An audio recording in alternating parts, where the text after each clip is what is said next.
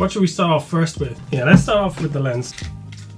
This is quite large, 82 mils on the front. It's going to be the C70 on here. Let's have a look at the sensor. Comes off.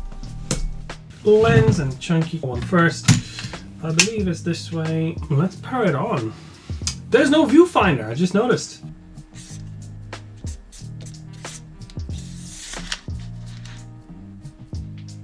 I'm gonna go a little bit further away because I think this is a little bit too tight. Here we go. Left side is my S5IIx. Right side, where the bigger screen, is the Canon C70. This is just a simple comparison test between the two in my dungeon studio place. We got a big scrim on my right, so the light is quite soft and even all across from where the cameras are all the way to my face, so we should get a nice soft light. I think it's just enough. S5IIx is doing a great job with tracking my eye. I'm not sure because it's a little bit too far away, so I can't really tell if it's actually doing a good job, but if I move closer, hopefully it is. I can see the Canon as well is performing just as well on the tracking. It is switching up eyes, although, and the S5IIx has just locked onto that one eye, my left eye, and it's not switching between that one. The Canon is. I can see some differences between them, like in colors. There's definitely differences in colors, 100%. I'm not sure how it's going to grade and how closely they'll grade. Straight initial thoughts between the two, just on the monitors. I have not put the footage inside DaVinci yet, but I can see the red colors on the Canon screen are more true to life. They're not as neon red. I've played around with the balance on both cameras. The Canon is still better looking, to be honest. I changed my mind now that I've adjusted the Panasonic. I think the skin tones are a bit better, a bit more true to life. They're a bit too orangey yellow on the Canon. Yeah, it's very interesting. I'm going to take the cameras out tomorrow and do some more testing, but definitely first impressions of the Canon are very pleasant. I did not expect to like it so much. To be honest, I like the size of the Canon C70. It's not too big. It's large in your hands. It fits quite well. It looks very sturdy. The plastic is very, like, it's a strong plastic. It's not cheap feeling. It's definitely, the Panasonic is less cheap feeling because of the materials used on there. It's definitely less cheap feeling. There's only one part of the S5IIx that I don't like, which is the SD card compartment. You hit it on your side and it's knocking on there hollow. It's a cheap feeling on there. It's right on the grip. It's slightly annoying, but the rest of the body is actually quite good, and I think it's better built than the Canon. Although the Canon is quite sturdy, it's a hard plastic. It's still a plastic, if you know what I mean. It still feels plasticky.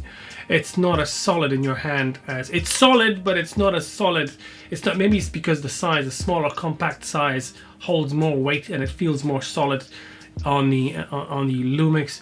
But the Canon definitely is a solid camera, but the plastic does not feel cheap, but it's still plastic, if you know what I mean. I can't seem to grab, maybe it's the weight, but the weight is also good. It's a strange feeling. I am drawn towards that body because of the size. My hands are, like I said in previous videos, are quite strange. I've got large but short fingers hands, you know, and it just fits the Canon nicely. It fits in my whole hand, whereas that one is still a very good upgrade to the S5, the original S5, and the S5IIx. This is grip. This one is slightly larger and it feels good in your hand, but there's something about this camera that I really enjoy holding it for now.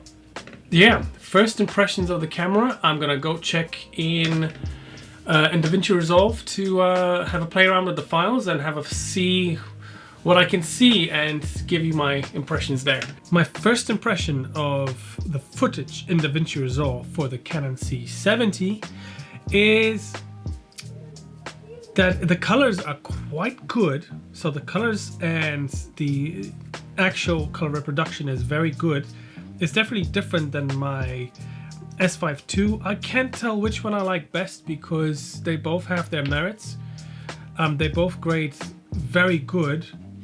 The reds, the colors red are a bit more true to life on the Canon, I think, just a tiny bit. If you have a look at the lips on the Canon are more neutral, but then again, the lips are neutral and they're as they're supposed to be, but the skin is a little bit whiter, so it's that trade-off. There's something in the reds that you know the cameras don't quite match as well. Which one you prefer is questionable. I think it's down to what you prefer and not something to be going, oh, this is better than the rest. It's just preference to color. That's what it is. In my opinion, my first impression is that the movement is sort of camcorder-like, documentary style-like. You know, it's got that documentary style to it. It's not a movie. It's a doc. It's a documentary basically. That's what it looks like. That's what it feels like when you grab that footage and compare it. The movement is definitely different. It's more docu-like. It's not as cinematic. That's my first impression. So the next thing that I'll do is most likely tomorrow go out somewhere and use the camera outside to have a test, to have a feel of the camera, what's happening, what the move is. Am I right? Are my impressions right about the movement, or is it just like sort of the first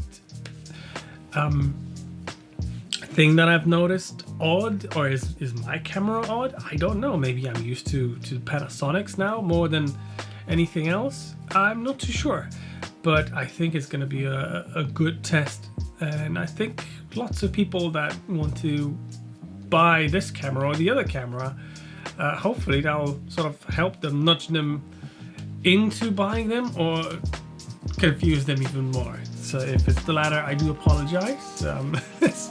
Let's hope it's not. But yeah, hopefully you'll find this segment entertainingly informative, I would say.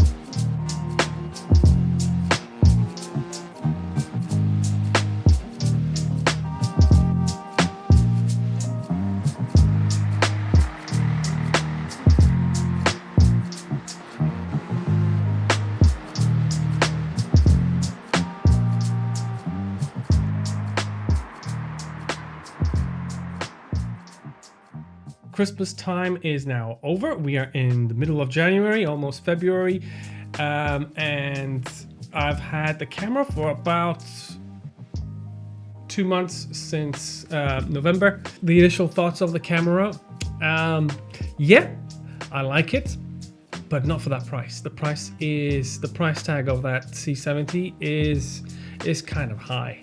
So the camcorder vibes went out the window once I changed that lens. Everything changed completely. It's no longer camcorder vibe that's happening with the C70.